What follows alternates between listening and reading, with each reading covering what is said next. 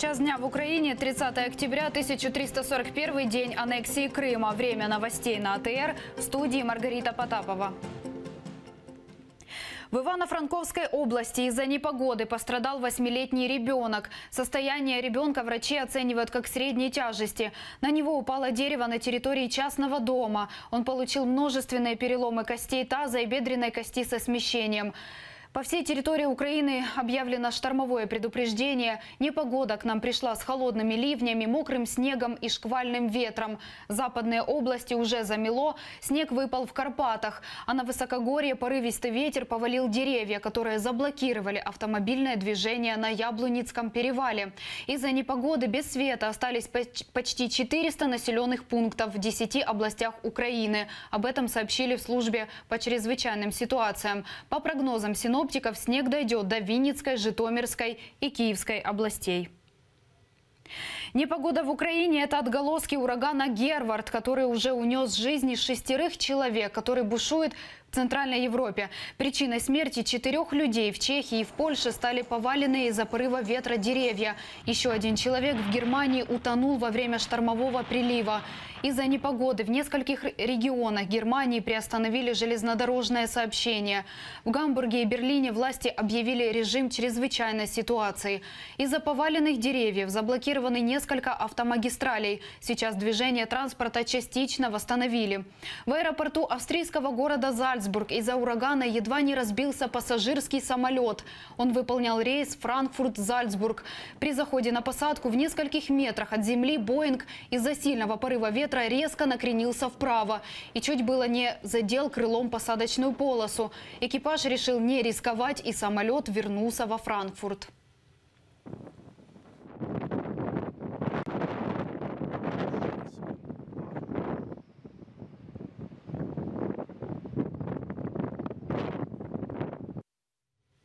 Венгрия заблокировала заседание НАТО Украина в декабре. Об этом заявил министр иностранных дел Петер Сиярто. Все из-за закона об образовании, который обязывает представителей нацменьшин с 5 класса учиться на украинском языке. Кроме того, Будапешт беспокоит предстоящее рассмотрение в Верховной Раде закона о языке и гражданстве. По мнению Сиярто, он угрожает закарпатской венгерской общине. Вето Венгрии обойти не удастся, так как при голосовании за проведение заседания комиссии нужно единогласие всех партнеров Североатлантического альянса. Один украинский боец ранен в зоне АТО. За минувшие сутки боевики более 1,5 десятка раз нарушили режим тишины. Они в дальнейшем концентрируют огневую активность на Донецком направлении. По украинским опорникам бьют по всем видам пехотного вооружения. А накануне террористы из гранатометов обстреляли жилые кварталы Авдеевки. Разрушили несколько придомовых территорий. Мирные жители не пострадали.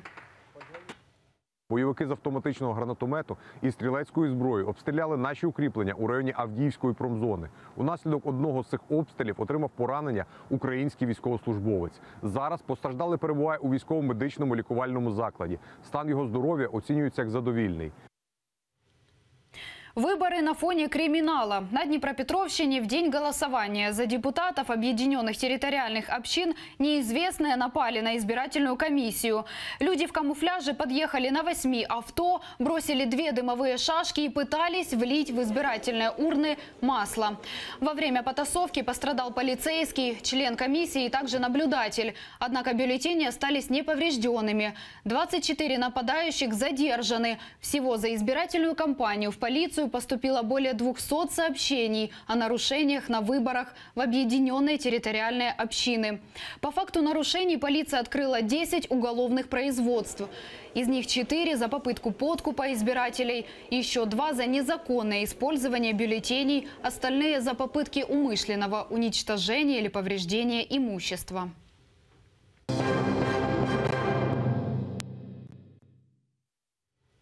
Украина уже завтра подаст в ООН резолюцию о правах человека в оккупированном Крыму. Об этом заявил министр иностранных дел Павел Климкин во время сегодняшней встречи со своим испанским коллегой Альфонсо Дастисом. Павел Климкин пообещал, что резолюция будет чрезвычайно сильной и призвал ООН поддержать ее.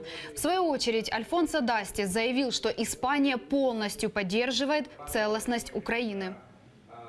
Ця резолюція має засудити Іспанія підтримує цілісність територіальної цілісності України, не Іспанія підтримувала ті виклики, які має Україна.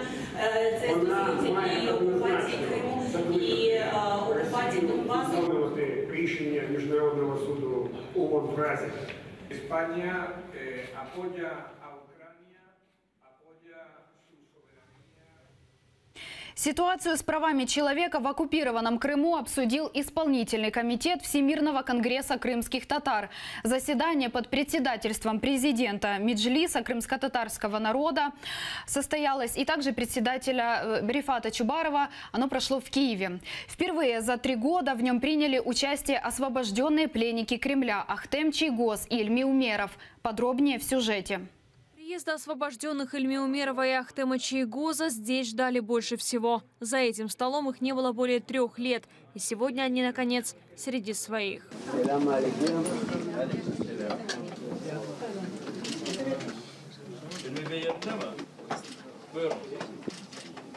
Улыбающийся, а главное свободный Ахтем Чийгоз уверен, его борьба только начинается. Обещает, вернется в родной Крым, несмотря ни на что. Все знают, что если я сказал, я все равно поеду. Поэтому для меня там сегодня или завтра это не принципиально. Сейчас нужно активным быть. Еще более активным, чем в обычное время. И еще более мужественным, чем в обычное время. В оккупированном Крыму Диляра Ханум не пропустила ни одного судебного заседания по делам Чийгоза и Умерова. Убеждена, что их освобождение дает надежду всему крымско-татарскому народу. Это вселяет надежду в людей. Надежду в то, что на самом деле наш народ не одинок. И что у нас есть сила, которая за нами стоит, что они нас защитят и не бросят. На заседании исполкома Конгресса лидер крымских татар Мустафа Джемилев приехал сразу после встречи с представителем Госдепа США по Украине Куртом Уолкером. Говорит, американский представитель посоветовал Ильми Умерову и Ахтему Чийгозу посещать как можно больше стран и рассказывать о нечеловеческих условиях в оккупированном Россией Крыму. Приглашение в Соединенные Штаты бывшие пленники Кремля уже получили. Волкер сам очень рекомендовал и Ильми Умерову, и Ахтему Чийгозу совершать больше путешествий, визитов. В первую очередь он пригласил, чтобы они посетили Соединенные Штаты. Вторым он считает, что они должны посетить Германию. Ну, Германию, наверное, мы Ильми Умерову пошлем в первую очередь для лечения. Одна из главных тем нынешнего заседания – автономия крымских татар. Президент Конгресса, председатель Меджлиса Рифат Чубаров уверяет, работа по изменениям в Конституцию на финишной прямой. А еще отмечает, в этом году праздновать 100-ю годовщину Курултая крымско-татарского народа будут на самом высоком государственном уровне. Законодательное оформление этого статуса необходимо делать до того, как Крым будет деоккупирован. И впервые вообще эти мероприятия будут проводиться на государственном уровне. У нас предполагается и планируется, и уже объявлено, принято решение о проведении торжественного заседания Верховной Ради Украины. Только место Эрвина Ибрагимова остается по-прежнему пустым. В прошлом году в Крыму члена Всемирного конгресса крымских татар похитили люди в форме ДПС. До сих пор его судьба остается неизвестной. Дарина Иванютенко, Эльдар Исматов, Асан Эминов, Заман, АТР. В Бахчисарае оккупанты уничтожают ханский дворец. Под предлогом подготовки к столетию музея его закрыли на 4 дня и начали реконструкцию, которая на самом деле разрушает историческую достопримечательность. Об этом на своей странице в Facebook написал журналист Осман Пашаев. По его словам, с Великой ханской мечети во дворце, одной из крупнейших в Крыму, сняли всю черепицу. Также автокраном демонтировали все старинные дубовые балки и в процессе повредили на фасаде роспись XVIII века. Кроме того, другие росписи повредили химией. Во дворце оккупанты используют щавелевую кислоту. А все последствия так называемой реконструкции ликвидируют обычные рабочие, а не профессиональные реставраторы. Работникам музея оккупанты не дают вмешиваться и не разрешают фотографировать. По всему музею, как утверждает Осман Пашаев, дежурит охрана. 5 сценариев, написанных в заключении. Книгу Олег Сенцов презентовали в Киеве. Ее автор Александр Мимрук собирал воспоминания людей, которые хорошо знают Сенцова, отрывки его книг и сценариев к фильмам, а также выдержки протоколов допросов свидетелей, проходящих по делу крымского режиссера. На презентации книги побывала и наша съемочная группа. С самого начала карьеры до незаконного судилища и печати «Террорист» в России. Жизнь Олега Сенцова на страницах одной книги. Идея принадлежит продюсеру Ане Поленчук. Автором книги об українському політзаключеному стал Олександр Мімрук. В книгу увійшли коментарі близьких родичів Олега, також багатьох активістів, його адвокатів. На презентацию книги пришла сестра Олега Сенцова Наталья Каплан. Рассказывает сейчас ее брат в изоляторе российской колонии Ямало-Ненецкого округа. Связи с ним нет. И встреча тоже невозможна. Олег Сенцов даже не знает, что в Киеве представляет о нем книгу. Эта книга, я надеюсь, что это будет еще одним шажком, как легко у человека отобрать все, что ему близко.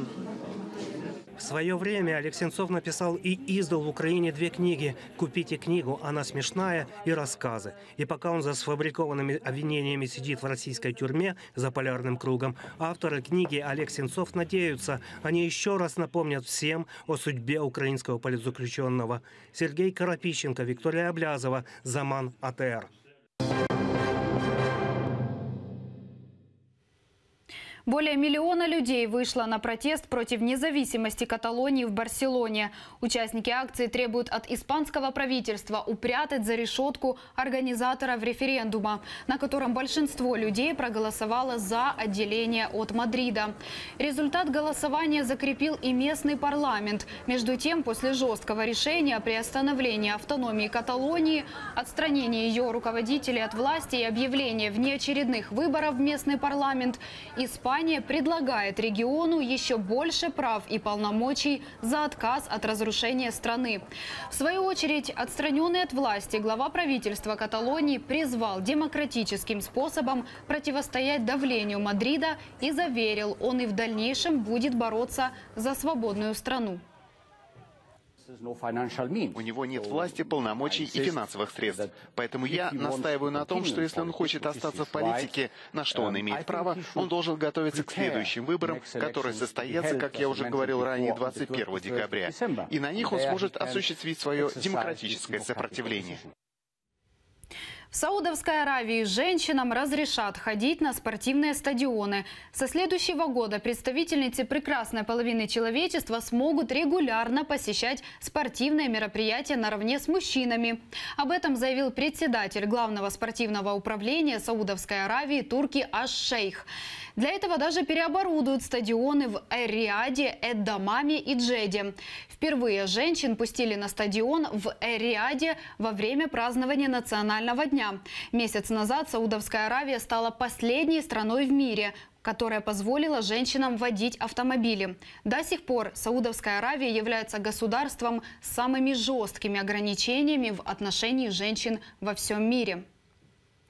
И это все новости к этому часу. Не пропустите следующий выпуск «Заман» на крымско-татарском языке с Мавиле Мухтаровой. Оставайтесь с нами и хорошего дня.